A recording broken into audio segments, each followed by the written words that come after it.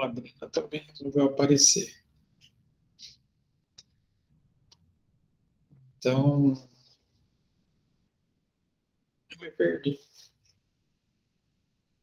Estava falando do ponto positivo. Na avaliação de vocês, eu tenho a vantagem de ter a maior parte da nota numa questão aberta, eu consegui avaliar todos os pontos que vocês vão fazendo, né? Então, isso me ajuda a aplicar a avaliação parcial, né? Caso vocês não consigam ir até o final. Mas vocês viram que o exercício não estava tão difícil, né? Não foi igual os últimos que a gente fez.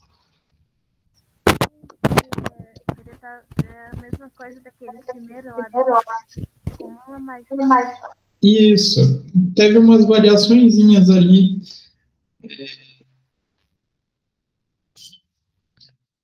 Tá gerando eco meu áudio. Deixa eu ver aqui. Não é para estar gerando eco.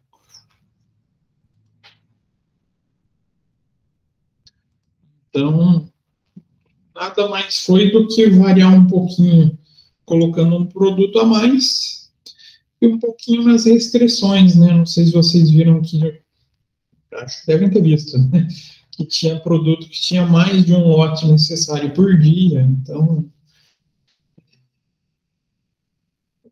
quem conseguiu acompanhar o primeiro, puxa, eu estou na dúvida, vou lá, dou uma olhada na aula lá na resolução do primeiro. Ia resolver sem muita dificuldade. E quem fez o último, então, tirava esse da prova de letra, né? Porque esse último era bem mais cabeludo, bem mais casca grossa. Mas vocês provavelmente hoje ainda o corrigem. Então hoje já deve estar, não sei se lançado no portal a nota fechada, né? Vendo já no WhatsApp do grupo dos professores, o pessoal reclamando que não está liberado para a gente lançar nota. Então, pode ser que não saia a nota final, mas pelo menos a da prova já devo fazer hoje. O que mais? Daí tem um problema dos trabalhos, né? Que eu vi que o pessoalzinho não fez e que isso pode dar uma atrapalhada. Mas nada também que não seja recuperável no segundo bimestre, né? Dá para correr atrás. Para mim, sempre é muito importante vocês entregarem trabalho, gente. Trabalho conta muito para mim. Professora, eu entreguei, mas não estava certo. Quando foi corrigir, eu vi que estava errado. Gente, eu considero a entrega. A tentativa de vocês fazerem e assim vocês conseguirem tentar colocar em prática o que a gente vê. E daí... Quanto que valia cada trabalho? Quanto que valia? Isso. Na verdade, lançando no sistema, eu acabo lançando todo o trabalho com nota 100. Aí eu aplico peso. Vamos voltar lá no primeiro dia de aula, para vocês entenderem como é que eu vou fechar a nota de vocês desse bimestre. Sim.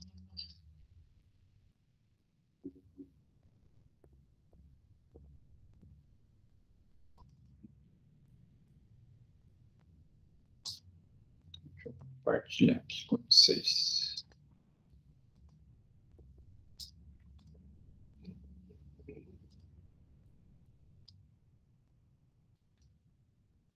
Porque eu acabo trabalhando com peso.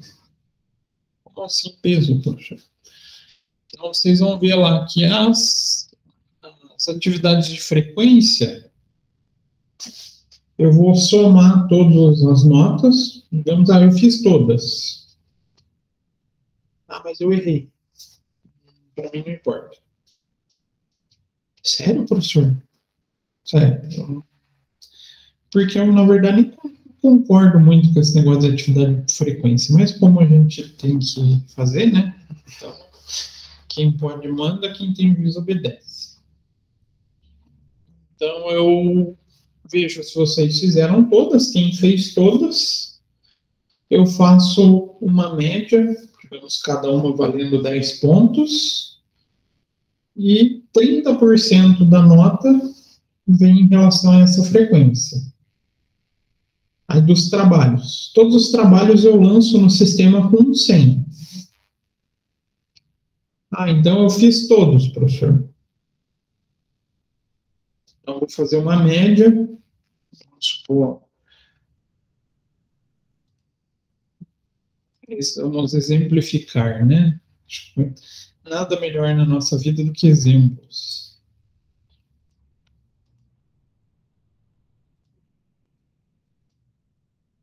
Vamos supor que teve o trabalho 1, o trabalho 2, o trabalho 3. Vocês fizeram lá, o primeiro tiraram 100, o segundo vocês entregaram, o terceiro vocês fizeram bonitinho. O que eu faço? Primeiro eu faço uma média dessa pontuação. Então, eu vou...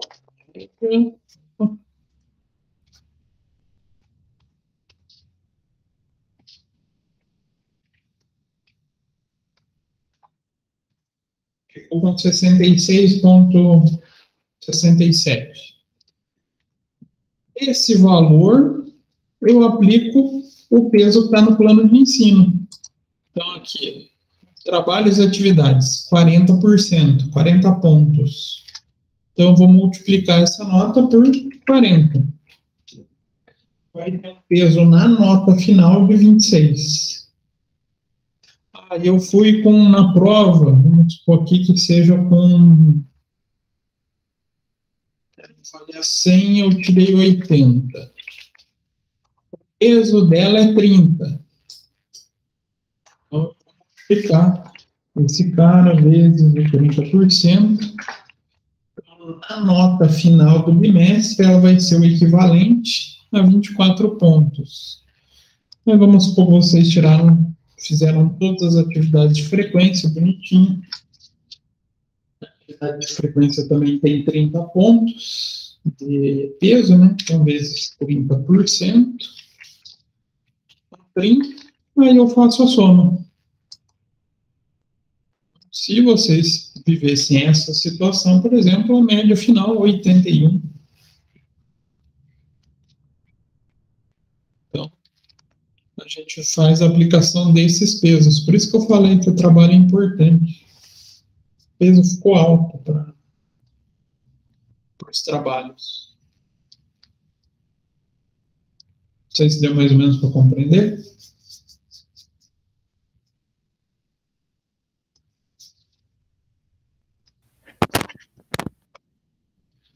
Mas essa nota aqui que falta para fechar, né, é o que eu vou fazer durante o glorioso feriado, fim de semana.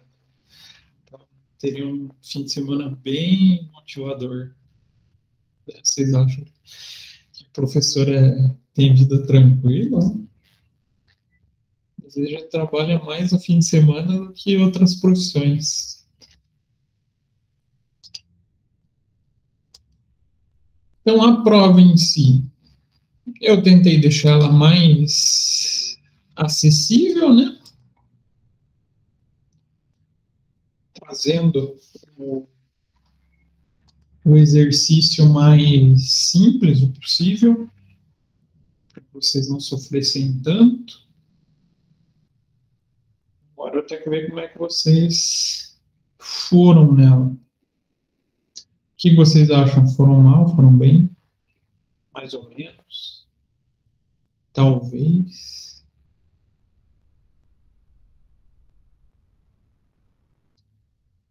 Acho que eu fui bem. Acha que foi bem? Conseguiu chegar até a função solver, tudo bonitinho? Sim, só que eu não sei se tá certo. Pô, fez tantas vezes. Deu um resultado lá, daí eu falei, bom, vou fazer de novo. Aí eu fiz, aí deu o mesmo resultado, eu falei, vou fazer de novo. Aí fiz, aí deu o mesmo resultado, eu falei, acho que é isso, então. Vou entregar, mas entregou com feito com o que você conseguiu. Uhum. Tá. Então, para mim isso é importante, porque daí me permite avaliar, igual que eu falei, o parcial. Como é que foi o passo a passo de vocês para montar e responder a questão? Por isso que me dá muito mais trabalho, gente. Vocês não fazem ideia. Mas pelo menos me permite avaliação parcial. Tem gente que pede, professor, faz só prova com questão objetiva. Garanto que vocês devem pedir isso de vez em quando, não pedem? A famosa questão de marca X. Eu prefiro, mas essa de resolver foi melhor do que teve um professor que colocou pra gente ler artigo, daí essas provas eu não gosto muito, não.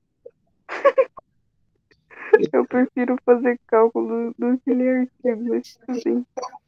Sabe qual que é o problema para o aluno quando tem esse tipo de questão objetiva? Para o aluno e para o professor, né? A gente perde toda e qualquer capacidade de avaliação parcial. Então, a gente não consegue avaliar até onde vocês compreenderam e o que faltou. E não consegue atribuir uma nota parcial. Isso é horrível. Então, para essas disciplinas, eu prefiro trabalhar questão discursiva, que vocês possam resolver e entregar uma resolução. Né? Eu falo para os alunos, às vezes é melhor a discursiva, vocês acham que tem mais trabalho, mas a chance de dar errado é muito menor. Mas quem sou eu? Quem sou eu para falar? E hoje eu queria voltar com vocês lá no espaço vetorial, já que a gente começou a falar, aí teve um tempo, né, daí a gente fez a revisão, correção de exercício, e teve a prova. Então, agora a gente vai retomar esse espaço vetorial. Eu acabei colocando desde o início aqui para a gente fazer essa lembrança, mas aí já com uma parte um pouquinho mais assustadora, né? Que é falar dos conjuntos de números reais e como eles se transformam em pares, pares ordenados, se eles são ordenados, se não são ordenados, se eles podem ser trabalhados de maneira ordenada ou não no espaço vetorial. Aí vocês vão voltar a lembrar dessas figurinhas, né? Nossa. Vocês gostam bastante de equação, sistema de equações, né? Vocês não vai comentando. No colégio eu acho que eu era boa. Não é difícil, gente. Pra gente aqui não vai ser tão complexo assim, tá? A gente não vai entrar em equações, porque aqui a gente está acostumado com um sistema com duas variáveis, né? Normalmente a gente, na matemática lá do segundo grau, a gente usa x e y. Quando a gente está trabalhando espaço vetorial, a gente chama x1, x2, por quê? A gente pode ter x3, x4, x5, pode ter várias variáveis. Vamos lá. Então, só para lembrar vocês, então, o que é o conceito de espaço vetorial?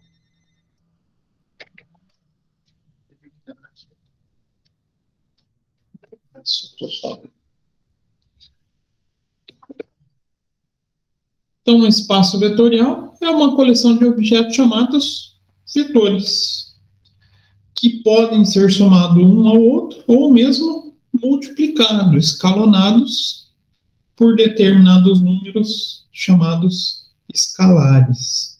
Então, hoje, a gente já vai começar a entrar nessa operação.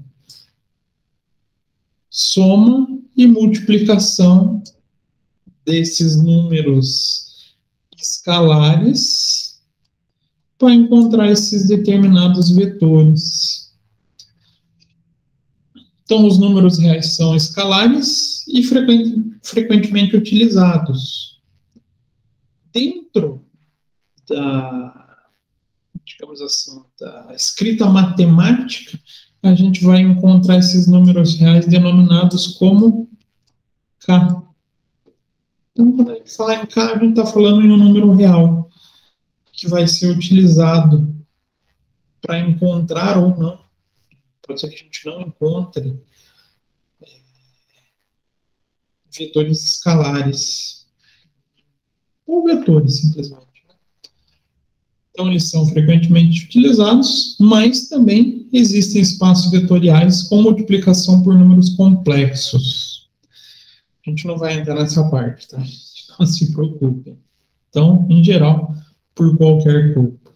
A gente vai ficar restrito até pela complexidade e o tempo que a gente tem da disciplina e o objetivo também, né? A números reais. Nada de números complexos, tá? Então, as operações de adição de vetores e multiplicação por números escalares precisam satisfazer certas propriedades que a gente chama de axiomas. Então, para explicitar se os números escalares são reais ou complexos, os termos espaço vetorial real e espaço vetorial complexo são frequentemente utilizados. Já vamos chegar nessa figura de termos. Na verdade, a gente usa vários termos para termos, dependendo do número de números reais que a gente trabalha nessas escalas. Então, os espaços vetoriais são objetos do estudo de álgebra linear. Ali, só mostrando para vocês já remeteram lá ao ensino médio, né?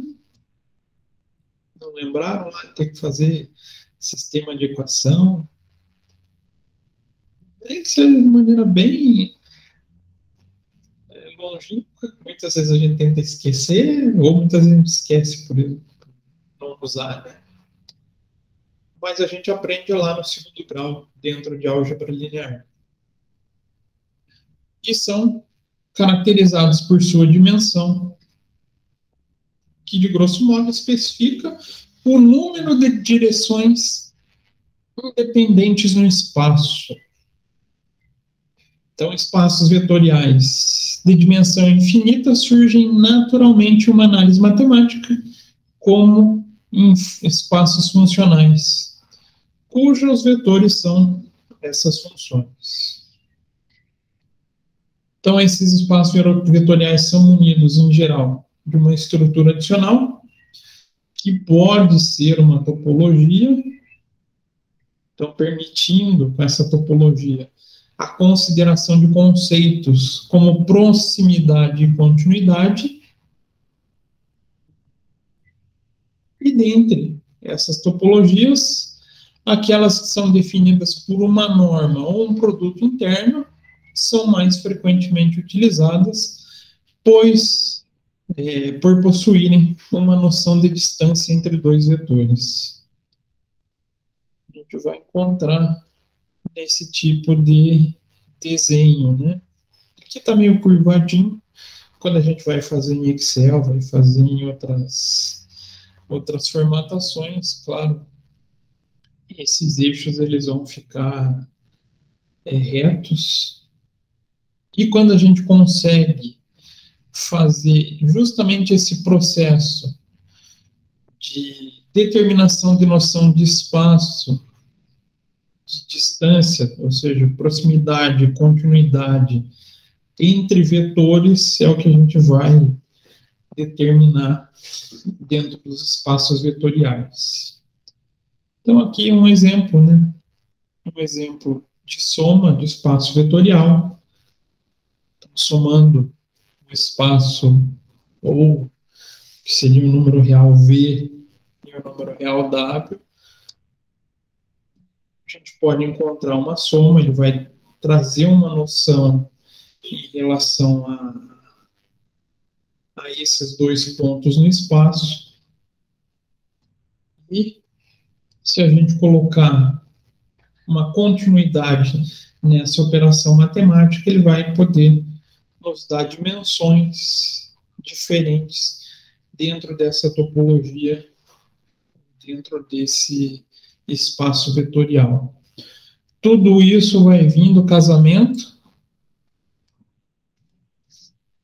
desses números reais. Então, a gente só consegue pensar em espaço linear quando a gente tem o casamento desses números reais. E será que é só dois que a gente vai ter? Será que a gente vai encontrar mais?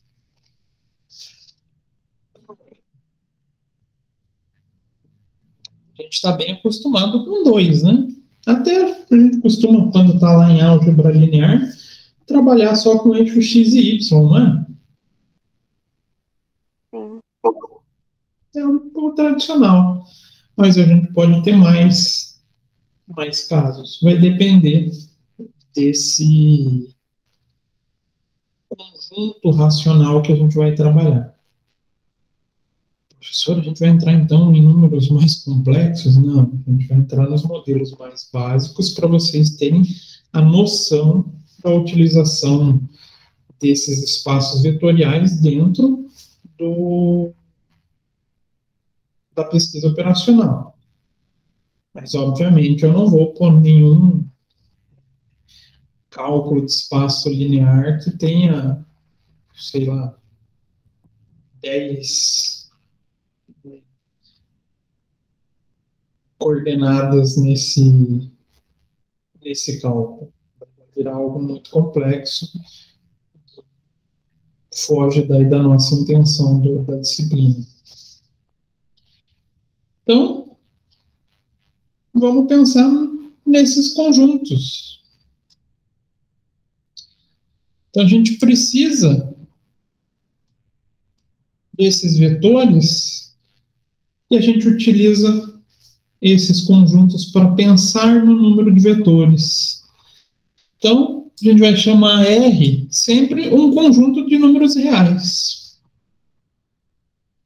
Então, se a gente tiver duas coordenadas, a gente vai poder chamar ele de R2, ou um conjunto de pares ordenados.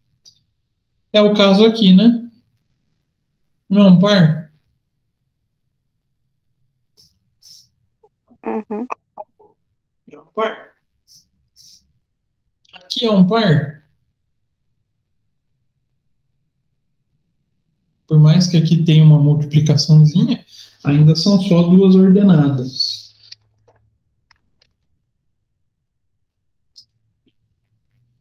Então, pares ordenados são quando a gente tem dois números reais que indicam um determinado local nesse espaço vetorial. Então, um exemplo aqui, 3 e 5. 6 e menos 2 é outro exemplo. 1 e 0. Então, dá para imaginar inúmeros conjuntos com dois pares de números reais. Se a gente passar para 3 pares, então a gente vai chamar de R3, é um conjunto de ternas ordenadas. Opa, aqui a gente já tem mais de 2 eixos, né? Então aqui a gente tem 3 elementos constantes nesse espaço vetorial. Então, exemplo, 1, 3 e 8 vai trazer um determinado resultado nesse espaço vetorial. 2, 4 e 0, outro elemento do espaço vetorial. Então, quando a gente tem 3 números reais, a gente vai chamar de R3. R4, quando eu tiver 4 coordenadas R5, quando tiver 5 coordenadas, até o exemplo máximo possível, que é o Rn, que é um conjunto de ênuplas ordenadas de números reais. Números infinitos, onde formam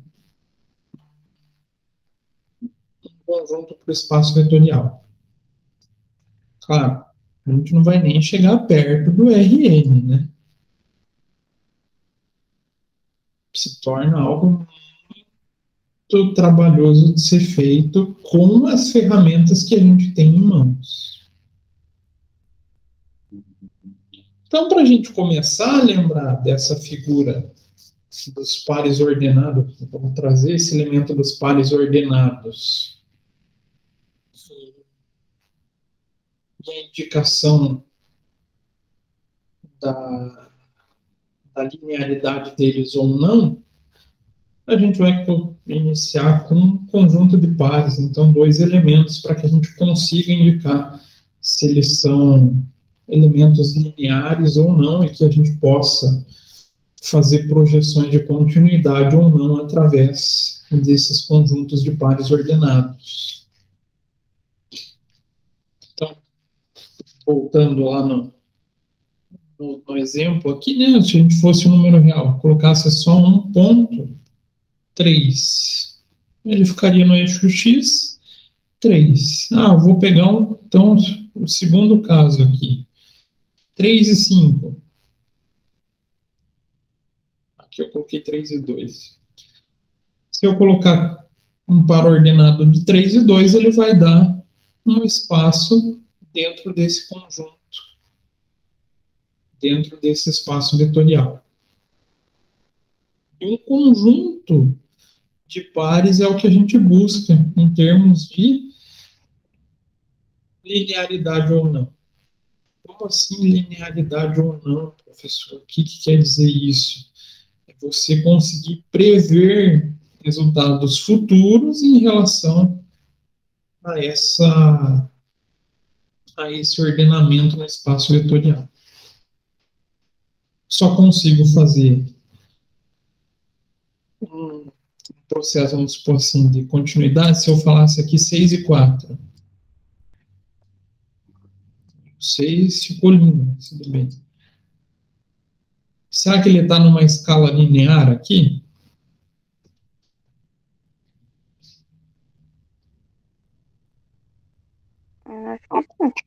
Graficamente ele vai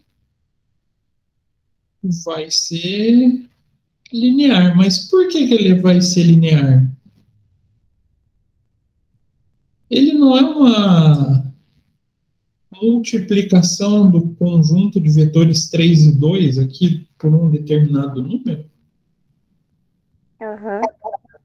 Que número? O 2. O 2. Então eu posso prever qual que é um próximo número aqui? Ou uma próxima ordenada? Sim. Posso. É isso que a gente busca dentro do espaço vetorial. Encontrar conjuntos, ou, nesse primeiro caso aqui, pares de ordenadas que representem uma linearidade ou não. Então, dentro desse processo, a gente pode trabalhar com 2 formas de cálculo. Então, o que a gente falou lá no comecinho, cálculo feito através de adição. Então, a gente vai ter 2 conjuntos de pares para representar se um elemento ele é ordenado ou se ele não é ordenado. A gente vai chegar desses valores com um número, vai ficar mais fácil de enxergar. Então, eu tenho um primeiro conjunto, x1, x2, até xn, mais um segundo conjunto de ordenadas, y1, y2, até yn, feito pelo método da adição, a gente vai encontrar x1 mais y1, primeira ordenada, x2 mais y2, segunda ordenada, e vou fazendo a cada conjunto de números reais até que eu encontre o último conjunto de pares ordenados. Se for um sistema de equação com resolução viável, ele é um conjunto linear. Ele não tem resposta, eu não consigo trabalhar esse conjunto, ele não é ordenado. Ele não é linear. A gente vai trazer um exemplo de cada um para vocês terem noção. E quando for a multiplicação de um determinado conjunto ênupla por um número real k. Então, o k vai ser a multiplicação de x1, multiplicação de x2, até que chegue xn. Então, a gente vai encontrar a resposta através da multiplicação. K vezes x1 vai dar uma determinada ordenada, k vezes x2, uma segunda ordenada, k vezes x3, uma terceira ordenada, e assim por diante. Começa a ficar um pouquinho mais assustador, né? Quando a gente vê x1, x2, y1, y2, parece algo estranho, né? Operação matemática, se a gente não põe número, sempre soa estranho na nossa cabeça. Então, vamos pensar em um número de... falando em adição. Então, eu tenho... aqui eu não... aqui, que conjunto de número real que é?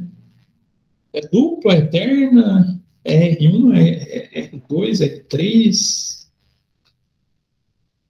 Lembrando, vai ser pelo número de pares ordenados.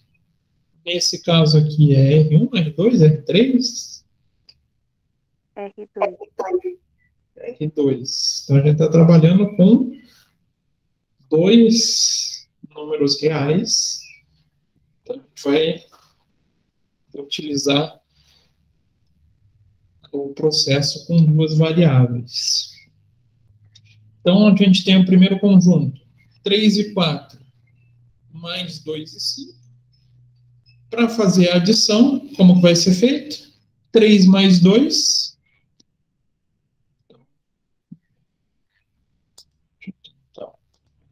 Vai ser o 3 mais o 2. Então, a gente vai ter uma sequência ordenada de 5. O segundo conjunto, 4 mais o 5. Então, 4 mais 5, igual a 9. Com essa adição de números reais, a gente vai chegar em uma determinada ordenada dentro do meu espaço vetorial.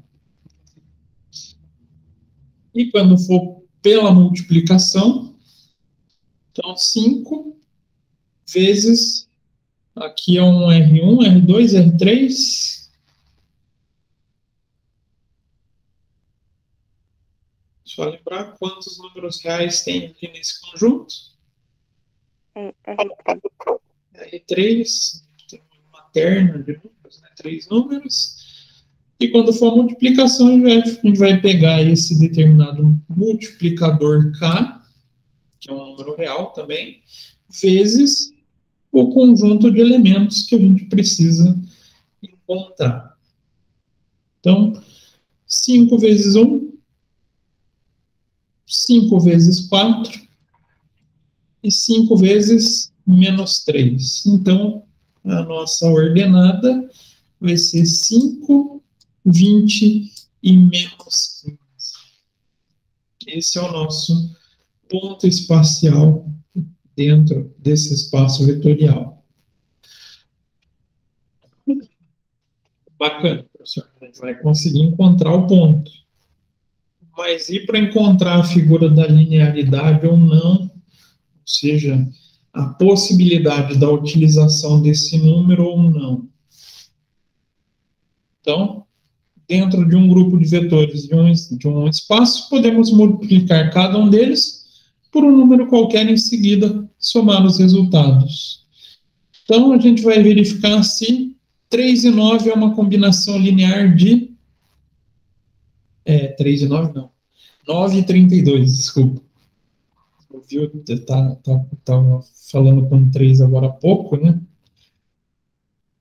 De 9 e 32 é uma combinação linear de 1 e 4 e 2 e 4. Será que é? Será que não é? Aí que vai entrar o conjunto de sistemas. Então, a gente vai multiplicar um determinado número x pelo conjunto 1 e pelo conjunto 4, mais um determinado número x2 por um conjunto 2, pelo número real 2 e o número real 4. A soma dessas duas multiplicações, ela tem que dar o resultado de 9 e 32. Então, x1 vezes 1 mais x2 vezes 2 tem que ser igual a 9.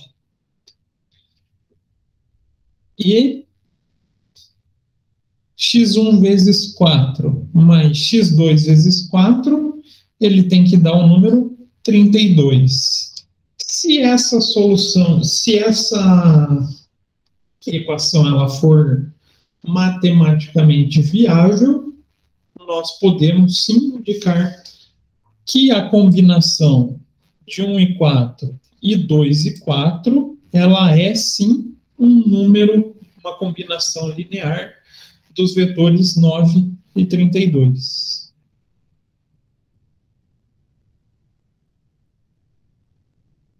Como é que vai ficar isso na prática, professor? Então, resolvendo esse exemplo, vamos mostrar se o vetor 11 e 18 pode ser escrito pela combinação linear dos vetores 3 e 4 e 1 e 2. O que a gente vai precisar fazer, então? Utilizar um x1 aqui, né? Vai ficar horroroso, mas aqui na minha resolução está mais bonitinho.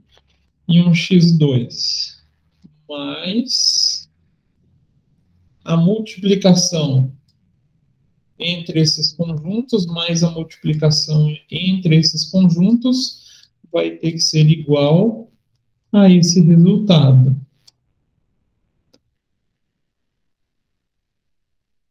Então, trazendo isso para o sistema de equações, vai ficar como? x1 vezes 3. Então, vai dar 3x1 mais y, aqui é 1, né? y1 vezes 1. Vamos denominar x2. Por que, professor? O professor colocou y? Porque a gente só está com duas variáveis. A gente poderia deixar y1 aqui. Vocês vão ver que vai ter casos que vai ter mais. A gente costuma simplesmente numerar x. Essa soma dessa multiplicação por esse número k, lembrando, k é um número inteiro, um número real, vai ter que dar 11. Então, a primeira equação do nosso sistema, 3x1 mais 1x1, x2, desculpa, vai ter que ser igual a 11. E a segunda, 4x1 mais 2x1, ou 2y, tem que ser igual a 18. Se essa equação for viável, a gente pode determinar se a combinação linear de 3 e 4 e 1 e 2 é um vetor de 11 e 18. O que a gente precisa fazer agora para resolver esse processo? Agora que mata, volta lá no ensino médio.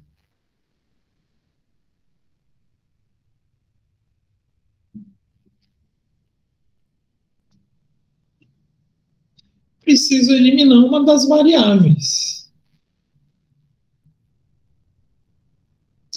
Então, vamos eliminar o x1 aqui.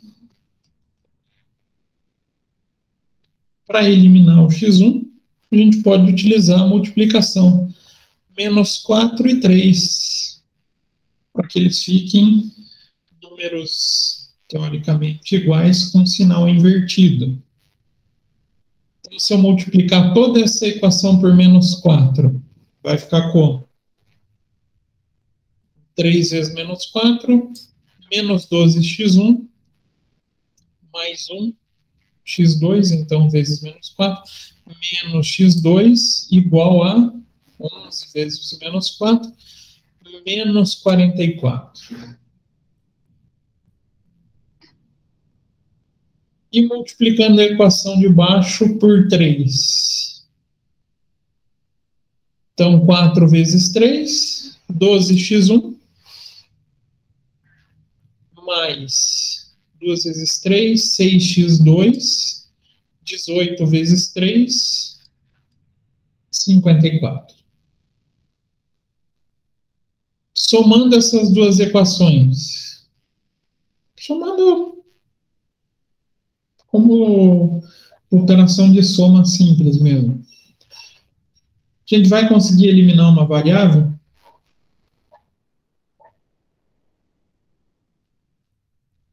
Qual variável que vai desaparecer aqui se a gente somar? Ou vai ficar 0x alguma coisa? Se eu somar menos 12 com 12, 0, né? Uhum. Se eu somar o x2 menos 4 mais 6, 2x2, né? Uhum. 2x2. E somando menos 44 mais 54, 10. então a gente vai ter 2x2 igual a 10. Opa, a gente começa a eliminar, achar o resultado de uma variável. Então, 2x2 vai ser igual a 10, então x2 igual a 5. Se a gente substituir esse x2 por 5, agora a gente consegue resolver o x1, não consegue?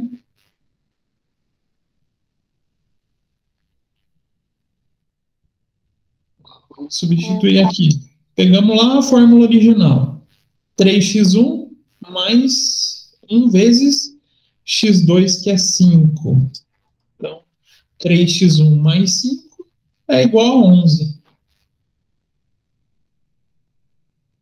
E fazendo na segunda equação, não, continuando a resolução, né? 3x1 passando o mais 5 para o lado, isolando o x, né?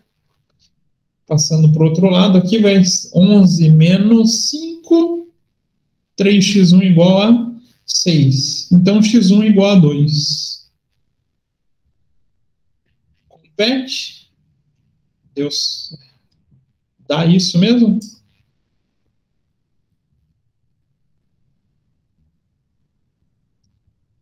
Tá 18, né? Hã? Não. 3x1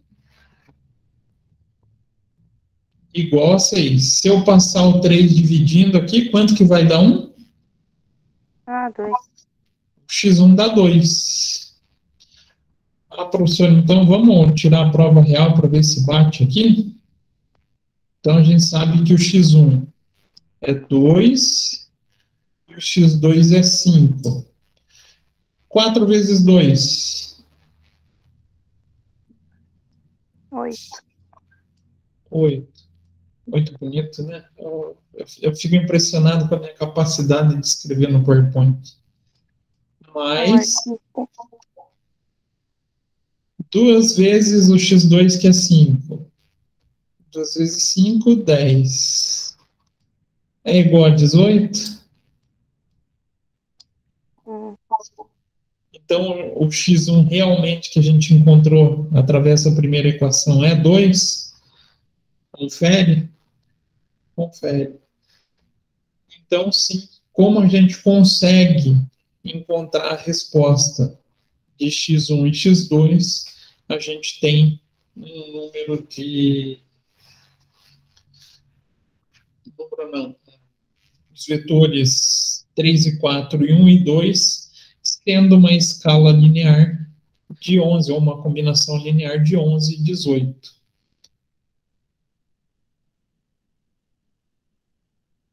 Agora, quando que isso não vai acontecer? Quando a gente tentar resolver o sistema de equação e o sistema for inconsistente, como nesse exemplo aqui. Então, mostrar que o vetor 3 e 4 pode ou não ser escrito como uma combinação linear dos vetores 1 e 2 e 4 e 8. Então, a gente vai pôr um x1 para 1 e 2 e x2 para 4 e 8. Tudo isso vai ter que ser igual a 3 e 4. Então, a gente monta o nosso sistema de equação. 1x1 mais 4x8 tem que ser igual a 3. Está feito aqui, né? 2x1 mais 4x2 tem que ser igual a 4. Está feito aqui. Então, vamos zerar o x1. Que número que eu posso usar para zerar? Para que eu consiga efetuar essa multiplicação. Vou ter que multiplicar por menos 2 e 1. Multiplicando toda a equação de cima por menos 2. Vai dar menos 2x1 menos 8x2 igual a menos 6. E multiplicando toda a equação de baixo por 1, vai dar a mesma equação, né? Conseguimos eliminar o x1. Só que tem um problema. A gente vai acabar também criando uma inconsistência em x2.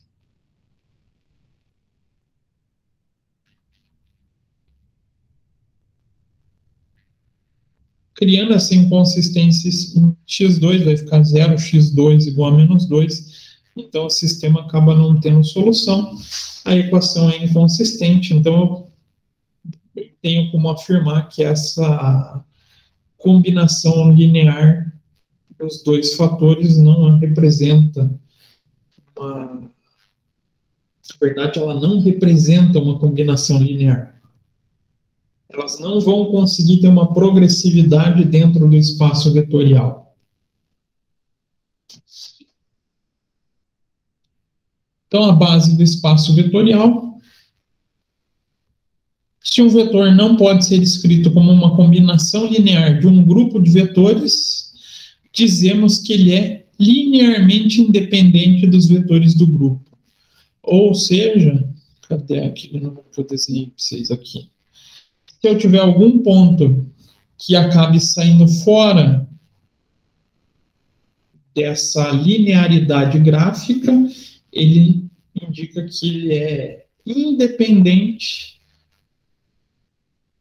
desse conjunto de números reais. E a gente, nesses casos, a gente busca exatamente o contrário. A gente busca os grupos que são uma combinação linear. Então, a base do espaço Rn é o conjunto de n vetores de Rn linearmente independentes. Então, trazendo conjunto 3 e 2 e 6 e 4, será que o vetor 10 e 5 é linear a essa combinação de vetores?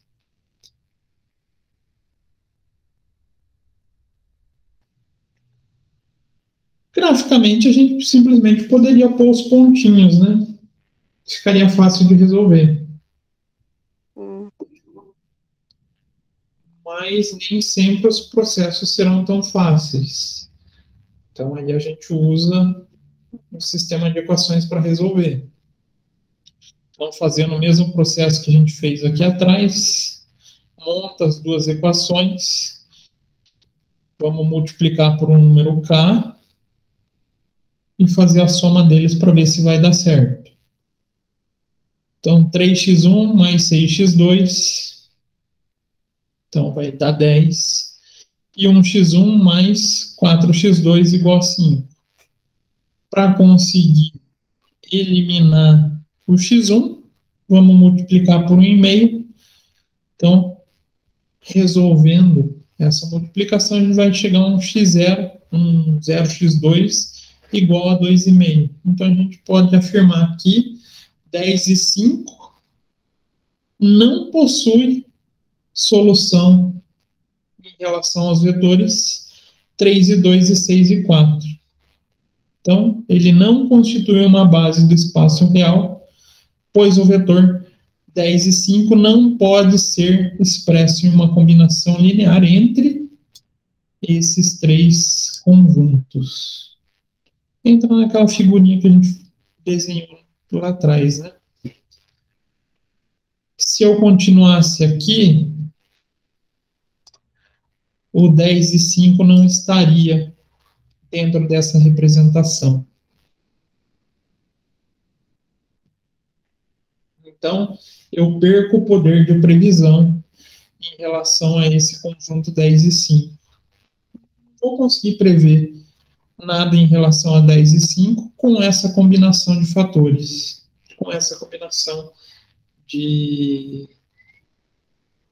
conjunto de números reais, ou de conjunto de espaço vetorial.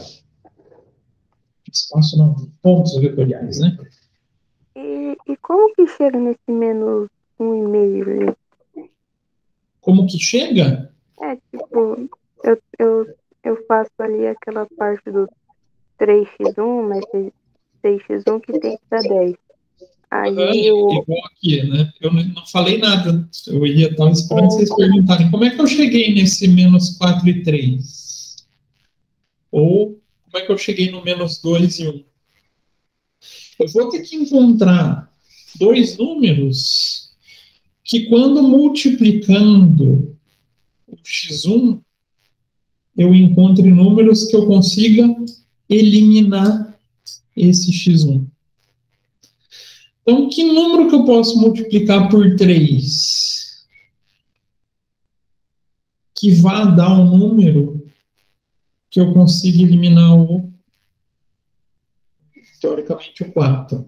Então, eu vou ter que encontrar um conjuntinho. Se eu multiplicar ele por menos 4, repare aqui, menos 4. E a multiplicação desse por 3, eu vou conseguir criar conjunto de x1 que eu vou eliminar ele, não vou? Então, às vezes fica fácil fazendo isso. Pega o número de baixo, multiplica a equação de cima com o sinal invertido e pega o número de cima e multiplica por ele mesmo. Eu elimino a primeira parte. Então, esse cara aqui some, aí eu me preocupo só com essa soma. Encontrando o resultado nessa soma, aí eu volto para a equação.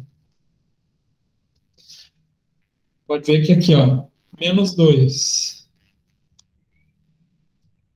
Inverti o sinal. E 1. Multiplico por ele mesmo.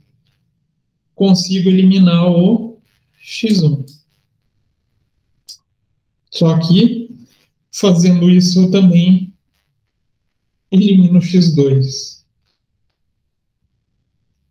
Por isso, daí ela é uma equação inconsistente. Professor, mas aqui o professor não multiplicou nem por menos 2 e nem por 3, multiplicou só por 1,5. Foi só uma simplificação.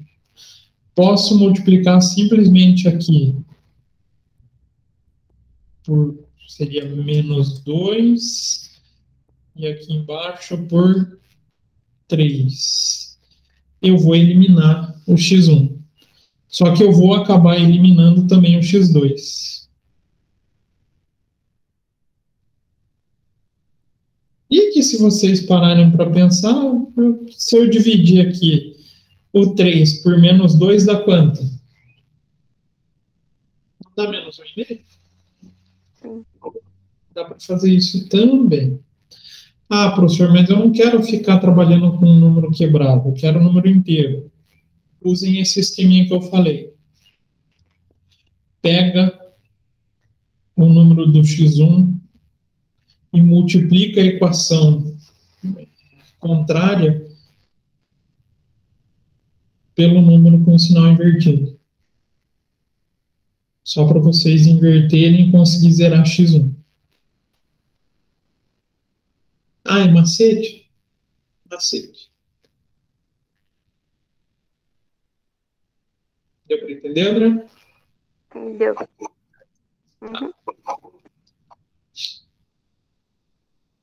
Então, o que eu estava falando, esse 10 e 5 a gente não vai conseguir prever dentro dessa linearidade aqui.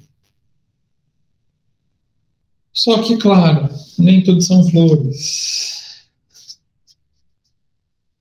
A gente pode ter vários pontos no nosso espaço vetorial. Como que a gente resolve quando a gente tiver esses vários pontos? Então, solução básica aqui, né? Todos os elementos vetores do conjunto Rn serão representados somente por n vetores linearmente independentes. Quantos vetores a gente tem aqui? 1, 2, 3, 4 vetores.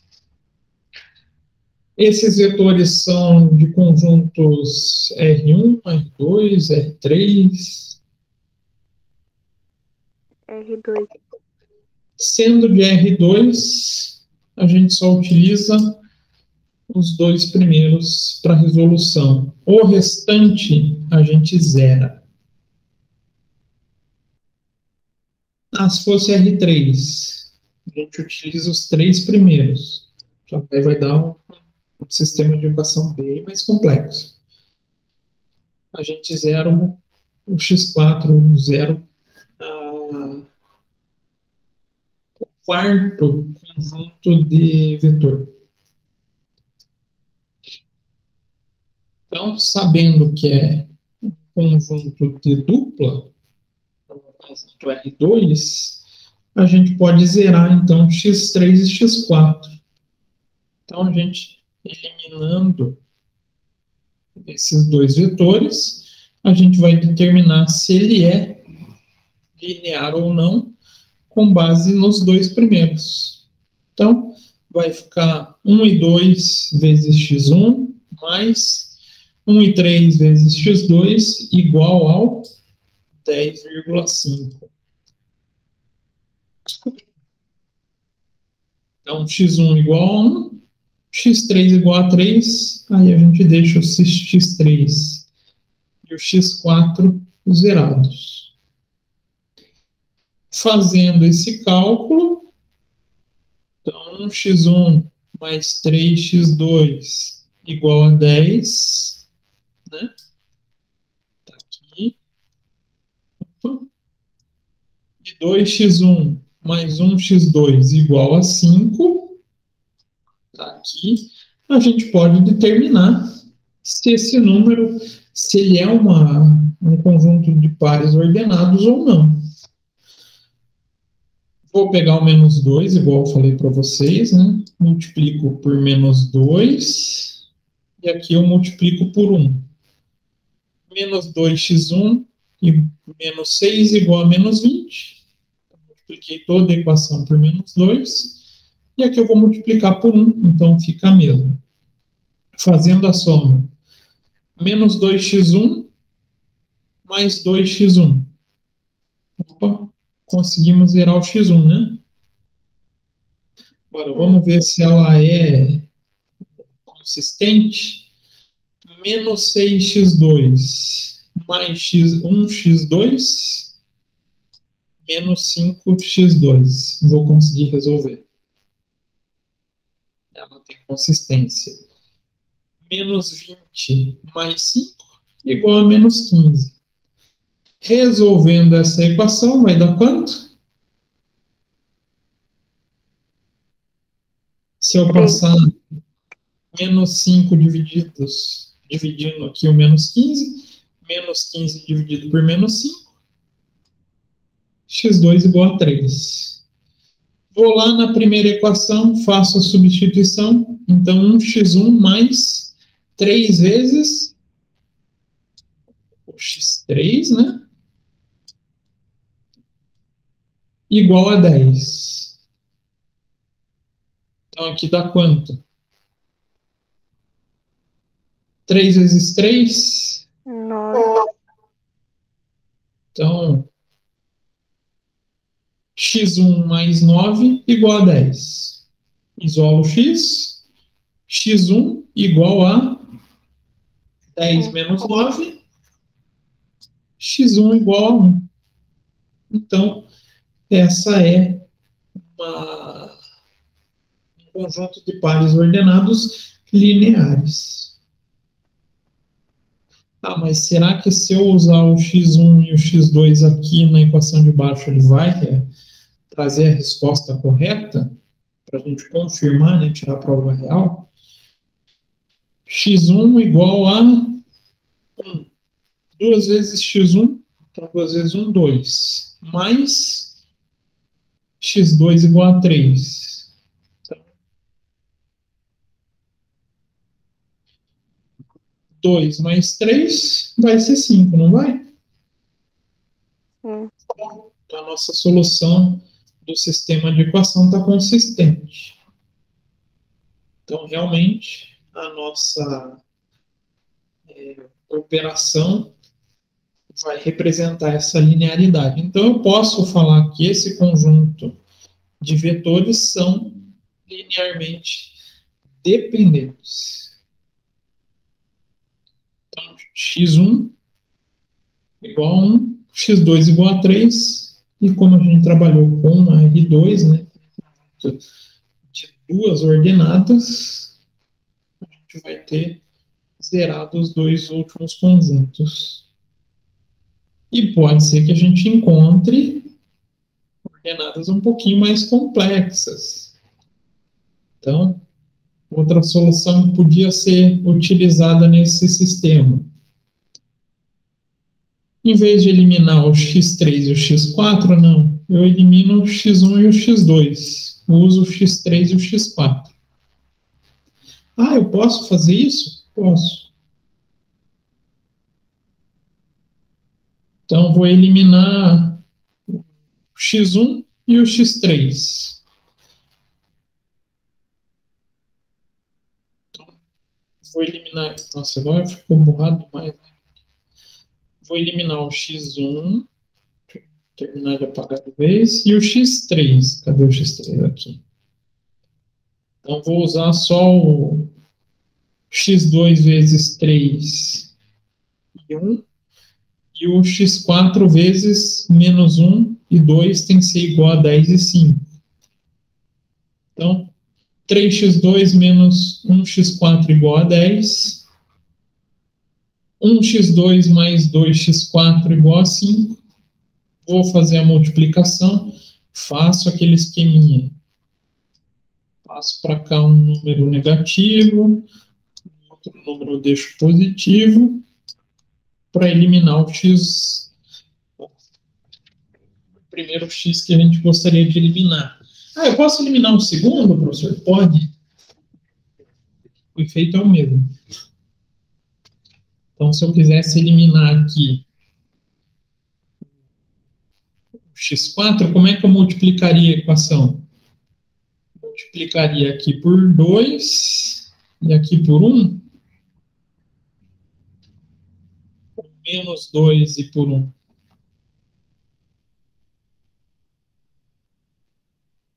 Menos 2 e por 1.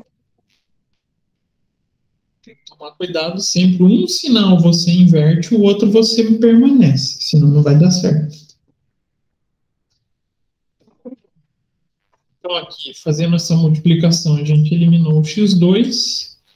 Então, a gente vai fazer a soma do x4. Menos 1 mais menos 6, menos 7x4. Igual a 10 menos 15 menos 5. Então, o x4 vai dar 5 sétimos. Aí fica um númerozinho chato para trabalhar, né? É. Então, 3x2 menos. Aí a gente vai substituir, né? Então, a gente achou 5 sétimos. Menos 5 sétimos igual a 10. Então, x2 é 75 sobre 21 avos.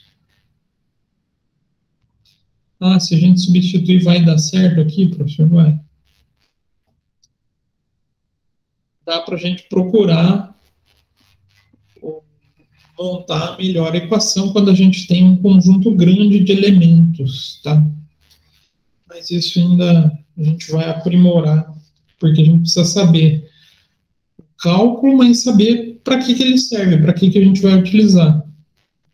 Então, na próxima aula a gente vai colocar ele, toda essa equação linear, todo esse conjunto de espaço vetorial, pensando nessa linearidade, dentro dos nossos problemas de programação linear.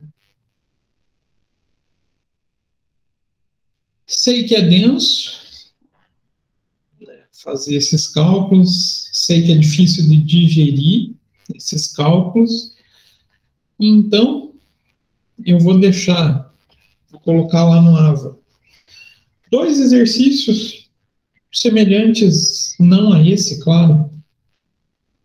Vamos começar com esses conjuntinhos simples para vocês resolverem, para na próxima aula a gente levar ele para dentro da programação linear. Para daí a gente conseguir chegar a resultados de pesquisa operacional utilizando o espaço vetorial. Beleza? Dúvidas, perguntas, questões? Ou só exercitando? Agora é só exercitar. Matemática, gente, se vocês não colocarem a mão na massa, não sai. Não vai. Pelo amor de Deus, gente, façam os trabalhos. Ele ajuda muito na nota de vocês no final do bimestre. Ah, professor, mas eu vou errar. Não se preocupem com isso. Se preocupem em mostrar para mim que vocês estão tentando. Eu avalio isso. Uhum. Então, professor, eu montei aqui, mas eu não cheguei numa resposta coerente, ou minha resposta ficou errada. Gente, depois a gente vai corrigindo, como a gente fez todos esses outros processos, né, todos os exercícios, para que vocês realmente vá compreendendo. Puxa, eu errei aqui, eu acertei ali. Mas a entrega do exercício é para ajudar também a complementar a nota de vocês. Para isso que é importante. Beleza? Beleza. Terminamos um pouquinho mais cedo hoje. Então eu vou colocar lá no Lava para vocês duas questõezinhas, né, dessa linearidade dos fatores, para vocês resolverem. Na próxima aula a gente coloca tudo isso dentro da equação, dentro da programação linear. Então, nos vemos sexta-feira que vem, né? Vocês estão com mais sorte, porque não estão pegando feriado comigo. Foi azar. desejo para vocês um bom feriado, tá, gente? E semana que vem daí já tá com as notas fechadinhas para passar para vocês. Beleza? Ok. Então tá, gente. Então, aproveitem bem o feriado e a gente se encontra sexta que vem. Ótima semana. Obrigado.